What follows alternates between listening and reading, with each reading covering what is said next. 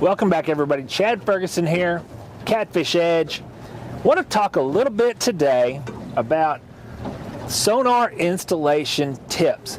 You've set out, got a new boat, new fish finder, maybe the first time you've ever used a fish finder, or maybe you've been running one for a long time and you're not getting the best performance out of it. These are some little tips that are going to help you not only get the best performance out of the sonar unit, the clearest pictures so you can actually go out and see fish, but also save your boat and your fish finder a whole lot of headaches in the long run. The first tip, if you have a new sonar unit, new to you, or maybe you've never done this before you do anything else, go over to the website, the manufacturer of the sonar unit you use. I run Humminbird. Go over to humminbird.com, make sure that you've got the unit registered, and then make sure that you've downloaded the latest software update and that you update that software on the sonar unit. It's one of those things, it's just like running a computer with Windows software or Macintosh software, that there's constantly updates being released that fix little bugs and performance issues, and making sure that you have that unit registered, updated, and 100% working with the latest software is going to get you the best performance, and also make sure that it eliminates any sort of bugs that you may have with the sonar unit. So make sure you get your unit registered, make sure you update the software, and make sure you keep tabs on that, because there are regular updates that you'll find, and you're always going to want to make sure that you run those updates as they're released. The second tip is, as you're installing the sonar unit, always make sure that you have good, clean power running to the sonar. That can mean a lot of different things based on different boats, but a lot of times the power is the problem with not getting clear pictures.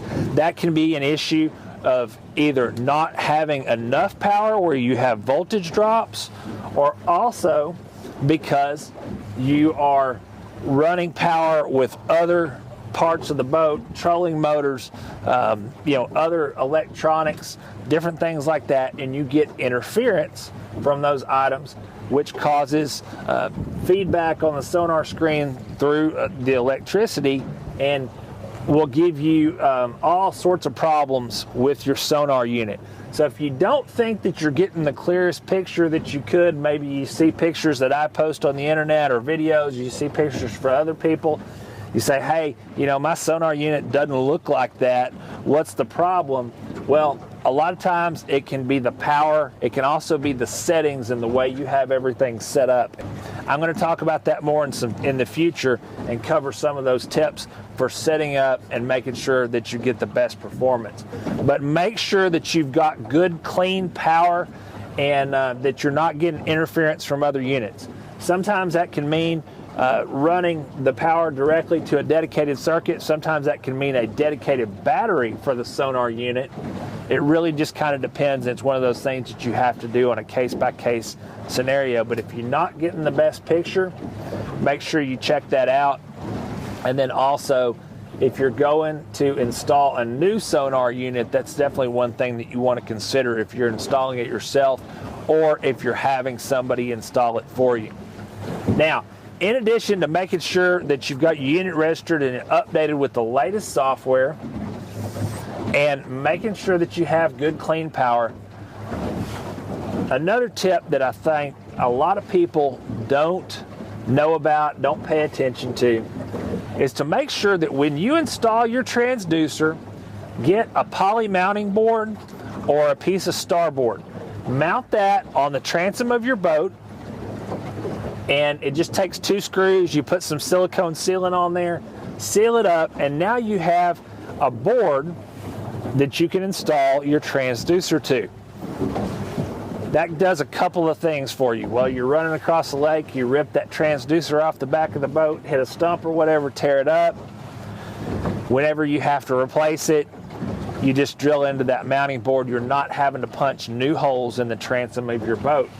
But more importantly is that it also gives you the ability to adjust the location of that transducer so you can change where it's mounted.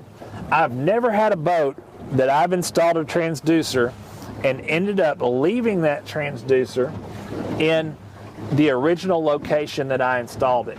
A lot of times I'll move them 4, 5, 6, 7, 8 times before I get that transducer exactly how and where I want it. And if I didn't have that poly mounting board on the boat, I would be punching holes in that transom of the boat every time I had to move that transducer.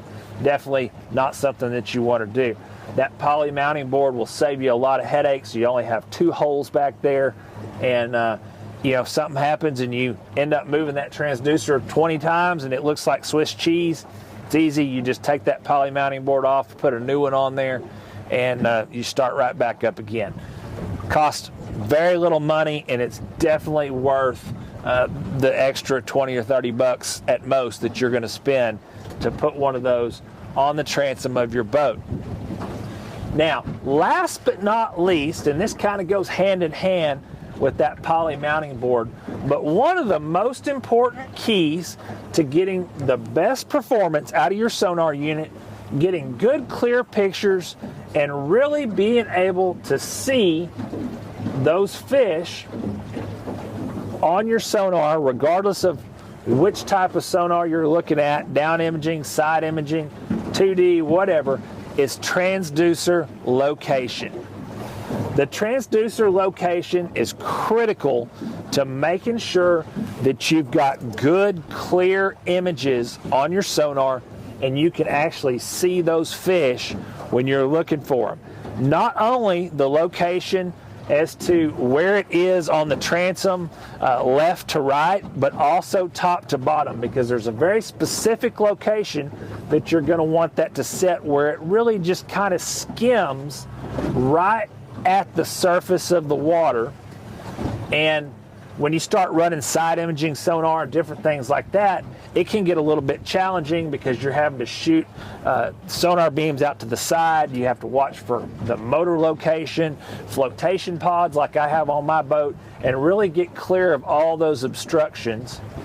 So you want to make sure you have it mounted in the right location on your transom, but also that you have it sitting at the right angle. When the boat's in the water, generally the back of the boat is going to sit lower than the front of the boat. And you want that transducer to be almost flat or close to flat when the boat's sitting in the water, so it's looking just almost straight down. So you get it there, you adjust that transducer location, you got it on your trailer, and what looks like being almost flat on your trailer may be very different when you've got the boat in the water and it's sitting down lower at the back end with the weight of the motor, live wells full, people sitting in the boat, different things like that. So pay very close attention to that transducer location. Again, not only how high or low it's sitting, where it's sitting in relation to the motor, because the motor is going to put off cavitation that will interfere with that sonar image, but also making sure that you pay close attention to the angle of that transducer and how it sits when the boat's in the water. So those are 4 tips that are really going to help you get the best performance out of your sonar unit when you're getting started, getting it set up so you can make sure that you can really identify those fish and get real clean images there on your sonar. If you want to get more in-depth information on fishing for catfish or using sonar, down imaging, side imaging, 360, all the different technologies to go out and locate and catch catfish, make sure you head over to catfishedge.com. You can go to catfishedge.com/sonar, and I'll be adding some more in-depth information there on fish finders, how to get them set up for success, all the different types of technology, and how you can use them to your advantage to help you catch more and bigger catfish. Until next time, I'm Chad Ferguson, catfishedge.com.